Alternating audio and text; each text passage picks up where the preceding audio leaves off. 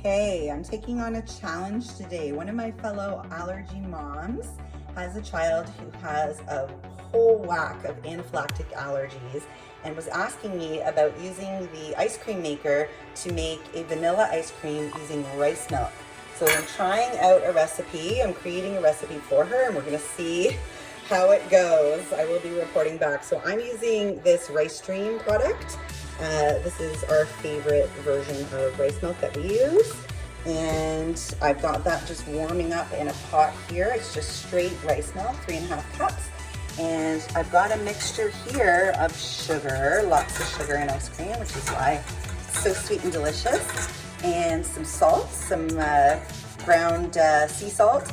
And then I was trying to come up with a way to get this thicker. I'm thinking, how can I thicken the rice milk without using eggs? Her child can't have eggs, without using coconut milk or anything like that, because the child cannot have coconut as well. It can only be rice milk. So I came up with the idea of cream of tartar or cornstarch, and thankfully he's able to have both of those products. So I'm doing what the Italians do in their gelato and trying the cornstarch. So I've also got a few tablespoons of cornstarch, actually 3 tablespoons of cornstarch in here. So lots of cornstarch.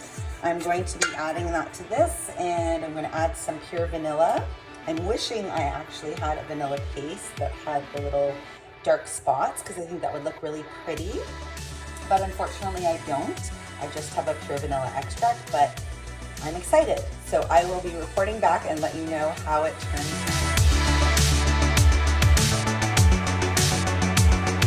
Rice milk mixture in the ice cream maker now. And I added some icing sugar mixed with vanilla extract. And that's going to give it a little bit of a darker color, a warmer color.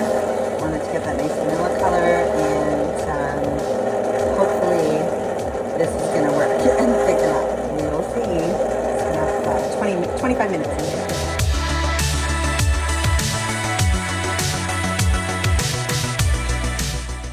Okay, so as you can see, after 25 minutes, it's definitely thicker, but still very soft. So I'm gonna put it in the freezer. Okay, this has been in the freezer for quite some time, and I was very worried that it was gonna become very icy and rock hard because of being so watery feeling when it came out, but it is now solid and scoopable.